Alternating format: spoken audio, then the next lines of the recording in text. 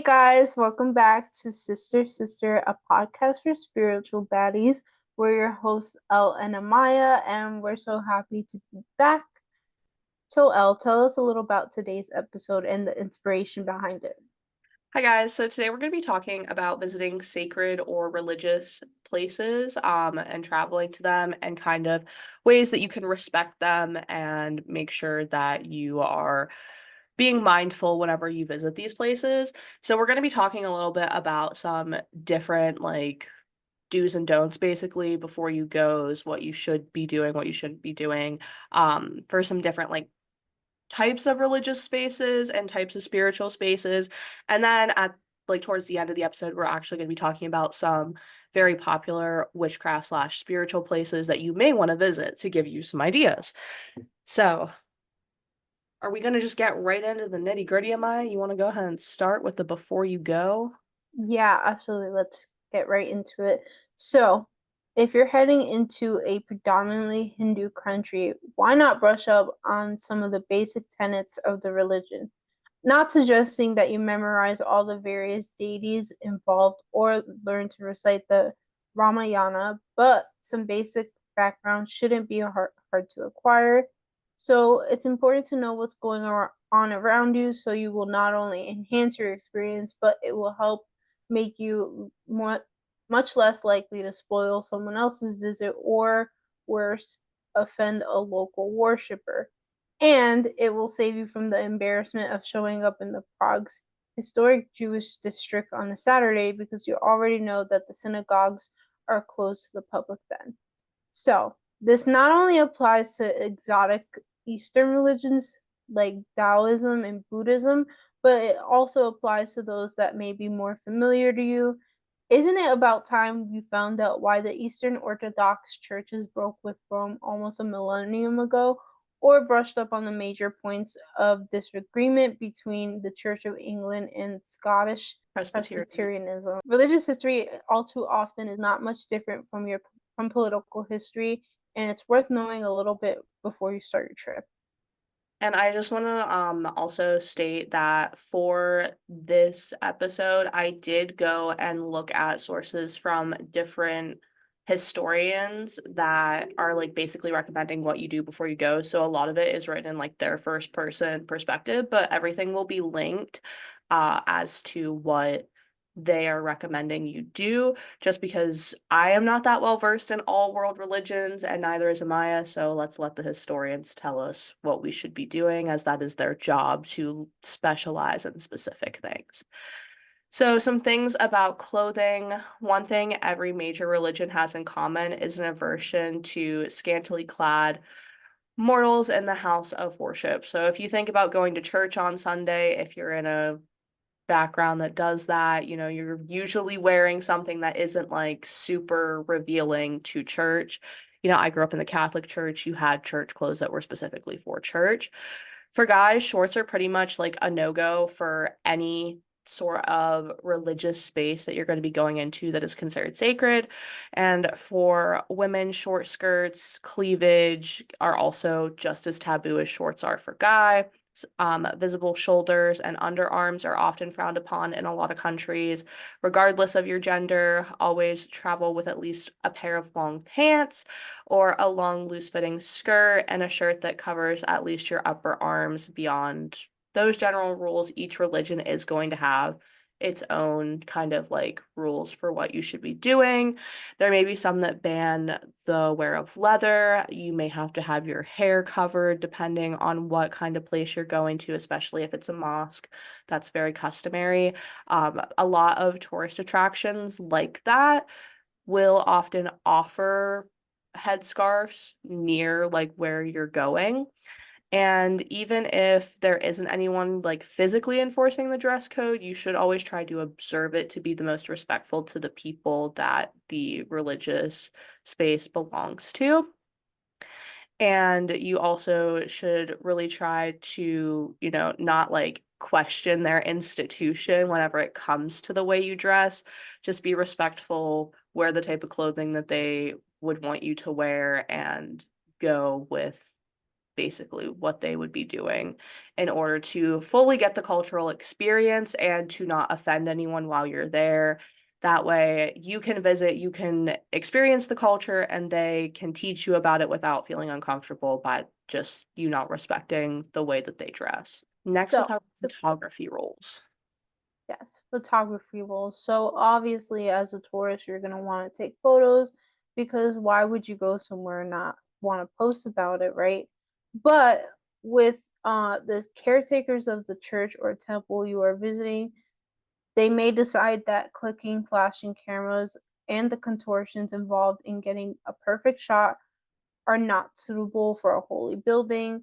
Most often, places that allow photography are the same places that charge admission, while those that do not allow photography will allow anyone to visit for free. So, photography, along with ticket booths, can detract from the spiritual nature of the place. So, in these latter cases, the caretakers of the building are attempting to preserve the original purpose even at the expense of lost revenue. Respect the decision of these places by treating the building as it is a spiritual haven for many people and not as a made for tourist hotspot. If there is no sign, don't assume photography is allowed. Maybe ask someone, even if it is allowed, they will appreciate your concern. Additional charges for photography in places that already charge for admission may seem like a money grab, but we've seen some of these additional charges in poorer areas of Asia and Eastern Europe, which means they add up to a few extra pennies for the average visitor. Pay up. After all, how much support do you think the government of India can really afford to give thousands or millions to these temples? So, photography is one of those things where, like, if you don't see a sign, just ask. Like, just don't be rude about it, just ask. I feel like that's kind of a very, like, anywhere kind of thing, you know? Obviously, in America, we have, like, public you're allowed to photograph things in public, that is, like, a protection that we have, but if you're in another country, just ask. Don't be a Yeah, and just because you might see someone else do it, just don't do it without ensuring that you're following the rules.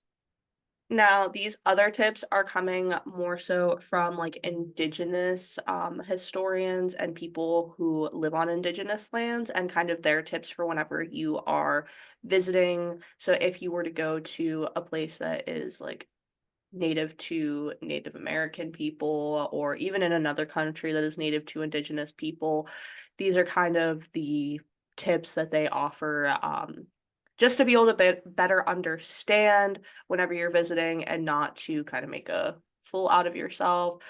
The first one is obviously always ask permission from the site's caretaker or guardian before visiting. If you're going to Indigenous land, be prepared to accept a negative response, as many sites can be visited only by those who are initiated into that Indigenous culture. Even after attaining permission from the governing agency, you may be offending other Indigenous people who may not have the jurisdiction over their own sacred sites. So if you do show up to Indigenous land, even if you have permission from their governing bodies, keep in mind that you may not feel the most welcome and loving response from people because they may not really want you there, especially if they have very close practices and sacred practices that they don't want the outside world really seeing. Next, learn about respecting customs regarding attire, offerings, and behavior at sacred places. Know the history of the people in place before visiting.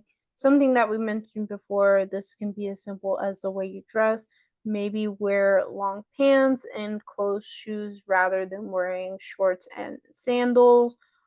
Recently, a friend of my mom's went to a temple here in New Jersey for, I want to say it was for Hinduism, but I could totally be wrong. But it's in Robbinsville, and basically, in some areas, you have to take your shoes off.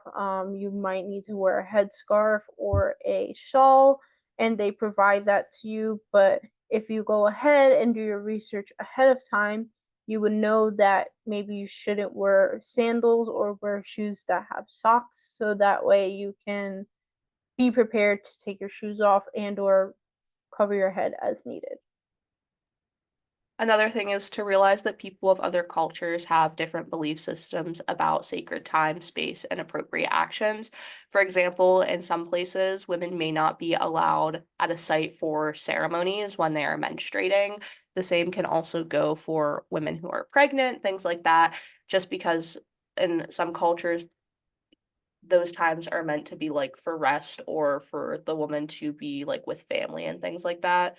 So definitely make sure that like that is something you're taking into account as well, especially if you are a female presenting person, because there are a lot of customs in indigenous cultures that are very different in regards to women.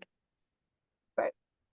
Additionally, you should respect any occurring ceremonies or other practitioner activities such as plant gathering or throw net fishing. Observe from a peripheral distance without disrupting or distracting the practitioners and their cultural activities. Simply just watching from afar, maybe ask someone who works at one of these places and say, "Hey, I want to know what they're doing. Can you tell me a bit more?" Instead of asking the person that's doing said ceremony directly, because it can interrupt what they're doing and they might have to start over or something of that sort. Another is refrain from performing rituals that may be culturally unacceptable or offensive. Most sites that have people who are specifically trained for these rituals, that they're traditionally associated with the site and the culture. Ask about observing or participating in rituals that are being performed. Sometimes outsiders may not have the proper instruction or preparation required for participation, and you may just be allowed to observe, and you may not be allowed to observe at all, even depending on what the ritual is and the amount of closedness to it. So definitely just ask before you walk into a ceremony space and just stand there and start participating or something like that. It's always better to just ask. Yes. Refrain from walking on fragile ancient ruins or from entering ceremonial sites that are not open to the public. Stay on marked trails or walkways, even in temples, churches, and shrines. Sometimes there's guided tours in some of these places, so if you want to learn more, maybe take the opportunity to book a tour and follow said tour guide on the trail so that way you can learn more about the place and the history rather than doing your own adventure, let's say. Do not move or remove anything at a sacred site. This is pretty much universal anywhere in the world, unless you are an archaeologist who has permission to be there to remove things to study. Don't touch it. No Simple. hands, no touching. Touch your um, butt. That's what I like to say. If you are at a natural sacred site, such as a mountain or a spring, remember that offerings can take many forms. So even if you are just like picking a flower, those flowers could have been planted as an offering to a god or goddess that you have no business touching them. So if you like want to pick a flower to dry to remember your trip by, just ask if it's okay first.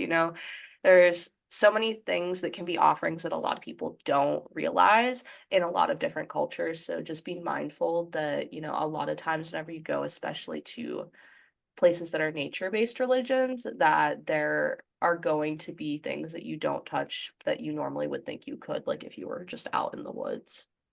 Right. Also, some of these places do have gift shops, so if you want something to remember your experience, kind of just go at the gift shop and purchase something that kind of represents everything you learned that day instead of just taking something that might not be there for you to be taken. Last but not least, find a quiet location and sufficient time to experience the spirit of the place, even at crowded places of mass pilgrimage. Out of the way spots exist for reflection, contemplation, and inspiration. So, kind of when you go to these places, don't go there just to be an outsider looking in. Take the time to learn about other people's culture, learn about the practices with respect, and not just because you decide you're going to practice this suddenly. it's important that you immerse yourself into other cultures with a respectful mindset. Yeah, there is a difference between learning the culture and appropriating the culture. So now let's talk about some spiritual and witchy places you may want to visit. We just kind of looked up some lists of the top witchy and spiritual places that people may want to visit, and we're going to talk a little bit about the different ones. So the first one is Angkor Wat, which is in Cambodia. It's a Buddhist temple complex, which was constructed in the 1100s CE. And on the spring and autumn equinoxes each year, the sun rises exactly on the peak of the main temple at the site. So that's why it's recommended for people who are spiritual or witchy, because we do a lot of things that revolve the equinoxes. So a trip there to learn about the Buddhist temple complex and also see the sun hit it right on its peak would be pretty interesting. Next is Machu Picchu in Peru. So Machu Picchu is an Incan estate in Peru, which was constructed in 1450 CE for the emperor at that time. Several elements of the estate align with the solstices, including the Temple of the Sun or Torreon, the Intihuatana, I might mess this up, I'm so sorry. Intihuatana ritual stone, and a special ritual cave that used to watch the solstice sunrise. Our next one that we have is Stonehenge in England, and it is a circle in England constructed by ancient Druids before 2000 BCE and is considered by many to be one of the most spiritual places in Europe. In the summer and winter solstices each year, the sun rises and sets between particular stones in the circle, shining into the center of the monument. It's also a great stop to visit during your Halloween days out because there is a lot of history there with also like Celtic fire festivals and stuff aside from the solstices.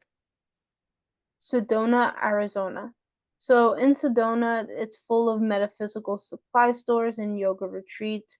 As a result, many spiritual travelers are drawn here. Of all the places with mystical powers on our list, Sedona happens to be the most potent. However, besides the beautiful hiking trails, they hold more than simply excellent hiking trails. Sedona is Sedona is the most famous for its energy vortexes, areas of swirling energy and power that can offer enlightenment, spiritual healing, and introspection. That sounds cool. Yeah, that's one of the places I want to go. So next we have New Orleans, Louisiana, which is a place I have been. So this is arguably probably one of the best cities to visit for witches in the United States because of the history with mysticism and supernatural and the histories of voodoo and hoodoo in the city. So some things that you could do, I just gave some ideas for what you might want to do if you go to New Orleans and you're witchy. You might want to take a haunted tour. They have tons of them. I did a haunted bar crawl while I was there. It was super cool. They also have a ton of cemeteries that you can visit. You can also take tours to see like people who were famous as headstones, which is also pretty cool. They also have a ton of voodoo and hoodoo shops in New Orleans. I actually went into a couple just to ask questions and like kind of learn more about those practices and understanding more of where they came from. And a lot of them also have like regular metaphysical supplies, like the tarot deck that I have came from a voodoo shop in New Orleans. It's not specific to voodoo. They had just a ton of tarot decks in there. But it's definitely like a really great learning experience. And you also can learn about Marie Laveau, one of the most famous New Orleans witches, a free woman of color who practiced voodoo and herbalism in the 1800s. So there are a bunch of places that have information, especially the voodoo and hoodoo shops that are like historical to New Orleans, that you can get information about that from. Next is Salem, Massachusetts, which is a very big one and where I would like to go to. So, one thing you should know is that the Salem witch trials probably didn't involve any real witches or people who practice witchcraft or paganism. However, the tragedy that occurred in Salem, Massachusetts in 1692 mark the place with a mystical history that still draws in witches and the supernaturally curious today. So it's often referred to as the witchcraft capital of America. Although Salem long shunned its embarrassing and tragic history, the 1970s saw a reclamation of the region by local witches. Lori Cabot, one of the area's most famous witches, opened the first Salem occult shop and eventually turned Salem into a witchcraft tourist destination. And her occult shop is still there. Whenever I was in Salem, I visited it, which that was back in 2021, but it is still there. And they actually do tours of the city through that shop that aren't like history based, they are more witchcraft based. So, like, they talk about the things like why certain people were accused of witchcraft during that. Like, one of the people, they showed us where her house was, and they had found a poppet in her wall, which was very common practice back then, even in like English and Celtic folk magic traditions, but it was seen as the devil. And so there is some like witch history there, but it's more so things were blown out of proportion because of the timing that, everything happened in. Next, we have Edinburgh, Scotland. Like Salem, it's one of those towns with witch history. It has kind of a tragic history of witch trials, much like Salem, but on a bigger scale. But it also has been reclaimed by many modern witches and neo pagans.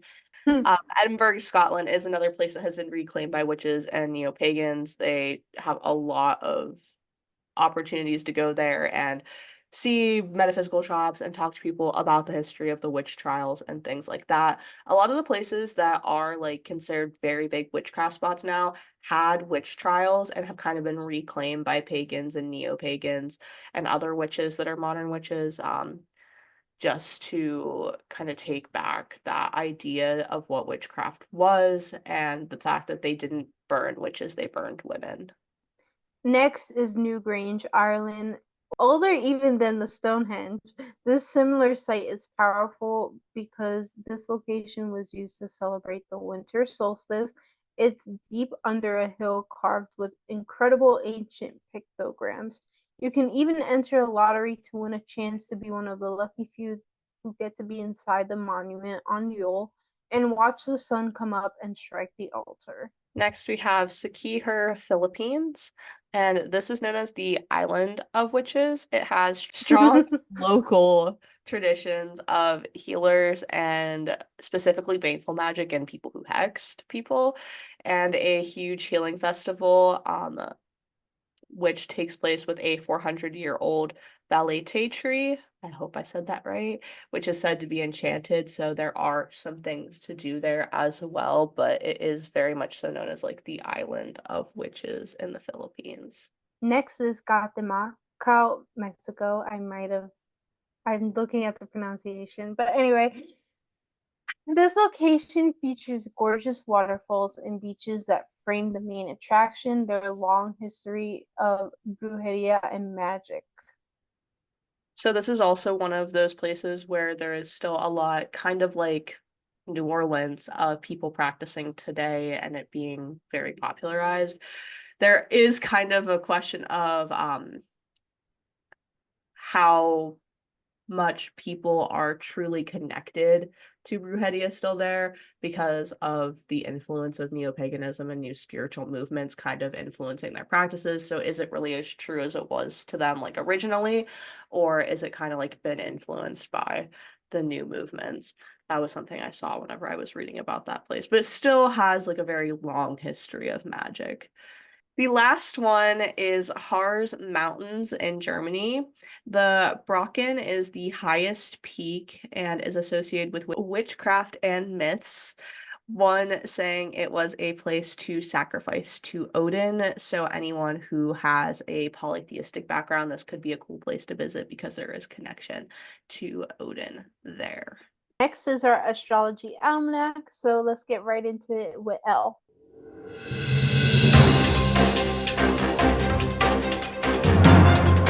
Okay, right, today Pluto will station direct in the sign of Capricorn. This means transformation of your goals will start to pick back up. However, Pluto won't stay in Capricorn for much longer, so be sure to take advantage of it. On the 13th, Mercury will enter Scorpio. This is a time to dig deeper into the things around you, make time for research and investigation. This is an opportune time to focus on your passions and get wrapped up in them, as others will take you seriously. Then on the 17th, Venus will enter Sagittarius. This is a time to be more adventurous in love, although you may find yourself wanting some time to do your own thing. Make sure if you have a partner, they are still included in these adventures. Also on the 17th, to round out the week, we have a full moon in Aries. This is a time of feeling excited to take actions that are emotionally charged. Make sure you are focusing that emotion into your goals and aspirations. Way too much happening. Anyway, back to tarot time.